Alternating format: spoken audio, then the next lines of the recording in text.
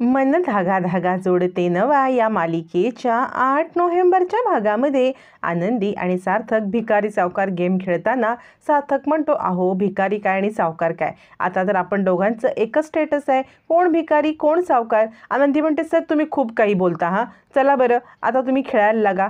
आता इकडे सार्थकच्या डोळ्यावरती इतकी झोप असते की झोपेमध्ये त्याला आता आनंदी राणी आणि आपण स्वतः राजा बनलेलं दिसतं आणि तो आनंदीला गुलाब देत म्हणतो, राणी सरकार आमच्या प्रेमाचा स्वीकार करा. आनंदी म्हणते, आणि नाही केला तर. यावरती सार्थक म्हणतो, तुम्ही आमच्या प्रेमाचा स्वीकार नाही का करणार, मग ठीक आहे आम्ही निघून जातो.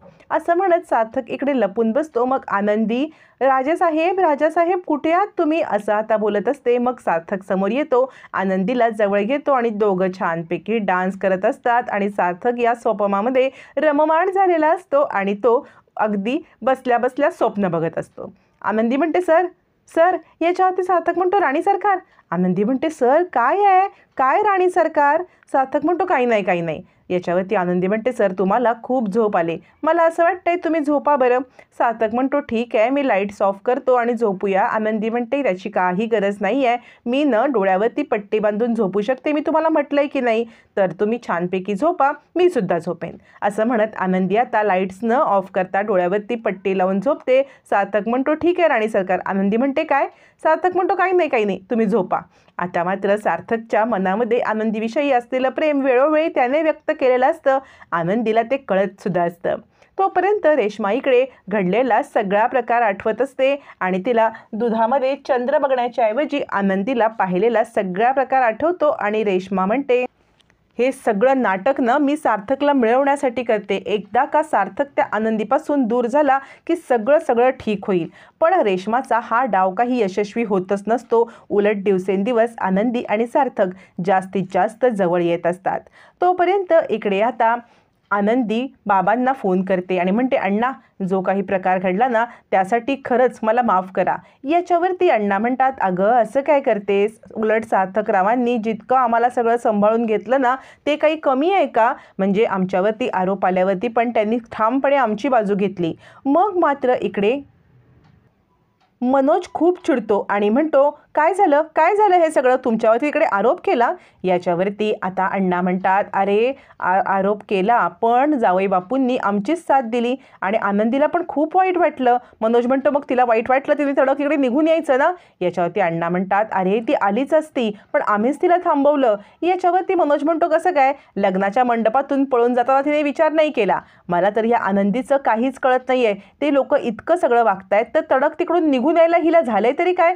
अण्णा म्हणतात, तू असा का वागतोस रे, म्हणजे कधी कधी तुझं वागणं मला कळतच नाही. याच्यावरती मनोज म्हणतो, ठीक आहे मारा मला मारा, तुम्हाला मी विक्षिप्तच वाटतो. अण्णा म्हणतात, अरे कधी तू आनंदी घरात असली की तिच्या तेल तिखट मीठ असा राशनचा हिशोब काढतोस आणि म्हणतोस की तिला सांभाळायला जड जाते. मग आत्ता तिचं तिच्या सासरी आनंदात आहे तर तुला त्याचा पण प्रॉब्लेम आहे.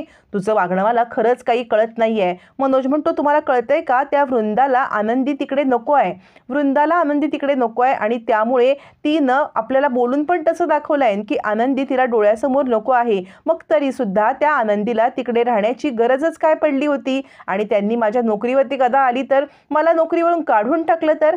असं म्हणत मनोज खरी आपली जी भीती आहे ती सगळ्यांच्या समोर आणतो. मालती म्हणत असते, तू जरा शांत बस बरं. याच्यावरती मनोज चिडतो आणि रागारागात आत निघून जातो.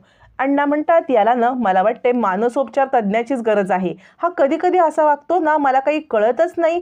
असं म्हणत अण्णा आता मनोजबद्दल काळजी व्यक्त करत असतात. नंतर आता इकडे चहा प्यायला बसले असताना अण्णा म्हणतात, काय ग आज चहाची चव थोडीशी काहीतरी वेगळी वाटते का. याच्यावरती मालती म्हणते, अहो म्हणजे ती रोजची पावडर आहे ती परवडत नाही असं मनोज म्हणत होता, म्हणून त्याने ही स्वस्तवाली पावडर आणली. अण्णा म्हणतात, ठीक आहे काही हरकत नाही आहे, ही पावडर. तितक्यात तिथे छोटी येते आणि म्हणते, अण्णा आपण छानपैकी फटाके आणायचे आहेत, बाबांना मी ही लिस्ट देणार आहे. अण्णा म्हणतात, हे बघ तू बाबांना सांगू नकोस, तुला काय काय हवं आहेत फटाके ते सगळे मला सांग, मी आणून देईन. असं म्हणत अण्णा तिला समजवतात. मग ती निघून गेल्यावरती अण्णा म्हणतात, मालती आपल्याला आनंदीची पण पहिला दिवाळी सण आहे, तिला बोलवायला पाहिजे ना. मालती सांगत असते, माझ्या मनामधून ते विषय जातच नाहीत, जे काही घडलं तिकडे ते सारखं माझ्या मनात घर करून बसले, त्यामुळे मला असं वाटतंय की ना आपण आनंदीला तिकडे जो त्रास होत असेल ना त्याबद्दल पण चौकशी करूया का? अण्णा म्हणतात, हे बघ सार्थक सर आहेत ना, ते आनंदीची काळजी घेतायत ना, तू त्याचा विचार करू नकोस बरं. याच्यावरती मालती म्हणते, हो पण तुमच्या एक गोष्ट लक्षात येते का? आपण ज्याप्रमाणे आनंदीला बोलवण्याचा विचार करतोय, आपल्याला सार्थक सरांना पण बोलवायला पाहिजे, कारण सार्थक सरांची सुद्धा या घरातला पहिलाच पाडवा असणार आहे. त्यांची आणि आनंदीचं लग्न झाल्यापासूनची पहिली दिवाळी आहे ना, मग आपल्याला त्यांना सुद्धा अण्णा म्हणतायत, ठीक आहे, तू बोलतेस ते मला पटतंय. मी आत्तापर्यंत हा विचार केला नव्हता, पण आपण दोघांनाही त्यांच्या दिवाळी सणासाठी बोलवूया. असं म्हणत आता मालती कामासाठी आत जाते. तोपर्यंत सार्थकच्या बाबांना सगळ्या गोष्टी आठवाव्या म्हणून मुद्दाम आकांक्षाला आनंदीने जुन्या फोटोंचा अल्बम आणायला सांगितला होता. जुन्या फोटोंचा अल्बम आणल्यावरती आता मात्र इकडे बाबा म्हणतात, आनंदी तुला पण जुन्या फोटो बघायला आवडतात का? याच्यावरती आकांक्षा म्हणते, हो तिला पण आवडतात आणि आमच्या बाबांना पण जुने फोटो बघायला आवडतात बरं. आनंदी म्हणते, ठीक आहे बाबा, मग मी तुम्हाला काही फोटो दाखवते, तुम्ही ते बघा आणि मला सांगा बरं त्याच्यामध्ये कोण कोण आहे, तुम्ही कुणाकुणाला ओळखताय. याच्यावरती आता सार्थकचे बाबा ते फोटो पाहायला लागतात आणि एक एक करत आनंदी हे कोण आहे, ते कोण आहे असं मुद्दाम विचारत असते, जेणेकरून बाबांची स्मृती परत यावी. यासाठी आनंदीचे प्रयत्न चालू असतात. आनंदी म्हणत असते, हा फोटो आकांक्षाचा आहे, हा फोटो सार्थक सरांचा आहे, असं म्हणत एक एक गोष्टी आठवत आता मुद्दाम बाबांना सगळ्या गोष्टी आठवाव्या यासाठी प्रयत्न चालू असतात. तोपर्यंत इकडे गप्पा गोष्टी चालू असताना सार्थकचा फोटो येतो आणि बाबा म्हणतात, हा कोण? हा मला आठवत नाही. आकांक्षा म्हणते, हा आपला दादा की. आता सगळेजण छानपैकी फोटो पाहत असताना तिकडे सुधा येते आणि त्यावेळेला एक छोटासा फोटो बघत असताना बाबा म्हणतात, हा तर सार्थक आहे. अगं तुला माहिती आहे का, ऐकलं नाही आणि खेळायला गेला आणि त्याच्या पायाला लागलं ना, तलावामध्ये पोहायला गेला होता. किती सांगितलं तरी ऐकलं नाही आणि तलावात पोहायला गेला, पायाला लागलं, रात्री घरी आला, थंडी तापाने कुडकुडत होता.